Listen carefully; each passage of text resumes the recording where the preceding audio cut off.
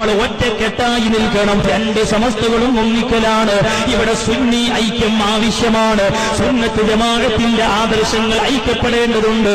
AP വിഭാഗവും ഈക വിഭാഗവും വിഘടിച്ച് നിൽക്കേണ്ട കാലമല്ല. ഒന്നിച്ച് ഒരേ ആദർശത്തിൽ മുന്നേറേണ്ടതുണ്ട്. നമ്മൾ കലഹിക്കേണ്ടവരല്ല, നമ്മൾ ഭിന്നിക്കേണ്ടവരല്ല, നമ്മൾ ഐക്യപ്പെടേണ്ടവരാണ്. വഅ്തസിമൂ ബിഹബ്ലില്ലാഹ്, അല്ലാഹുവിന്റെ ഖുർആൻ പറഞ്ഞതല്ലേ. ആ ഐക്യം ആദർശത്തിലായിരിക്കണം. മുഹിയുദ്ദീൻ ശൈഖിനെ കാഫിറാക്കുന്നവരുമായി, അല്ലാഹുവിന്റെ ഹബീബിനെ നിസാരപ്പെടുത്തുന്നവരായി കേരളത്തിലെ സുന്നികൾ കാഫിറിന്റെയും മുശ്രിക്കിന്റെയും ശിക്ഷ നരകത്തിൽ അനുഭവിക്കുമെന്ന് പറഞ്ഞ് മുസ്ലിം സമുദായത്തിനു നേരെ കൊഞ്ഞനം കുത്തുന്ന മുജാഹിദ് ജമാഅത്തെ ഇസ്ലാമി, അതുപോലെയുള്ള മറ്റൊരു കക്ഷിയാണ് തബ്ലീഗ് ജമാഅത്ത്. സാധാരണക്കാര് പെട്ടുപോകല്ല.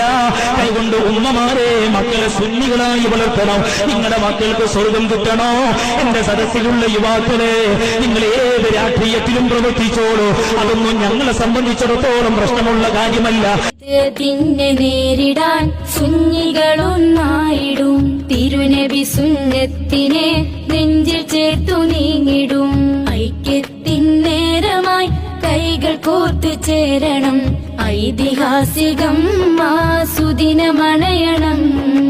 ഐക്യത്തിൻ നേരമായി കൈകൾ കോർത്തു ചേരണം.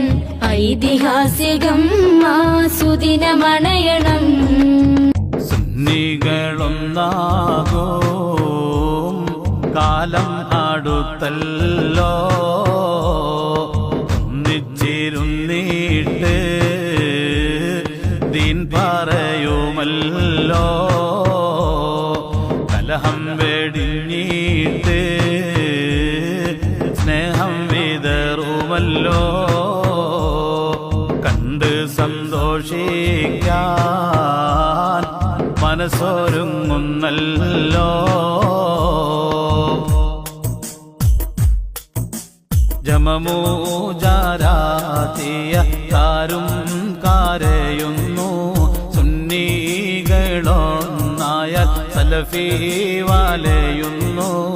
ആദർശവീതിയിൽ മില്ലി തിളങ്ങുന്നു. ഉലമാഇൻ ഗർജനം കേട്ട് വിറക്കുന്നു. സുന്നികളൊന്നാകും കാലം അടുത്തല്ലോ. ഒന്നിച്ചിരുന്നിട്ട് ദീൻ പറയുമല്ലോ. കലഹം വെടിഞ്ഞിട്ട് സ്നേഹം വിതറുമല്ലോ. കണ്ട് സന്തോഷിക്കാൻ മനസ്സൊരുങ്ങുന്നല്ലോ.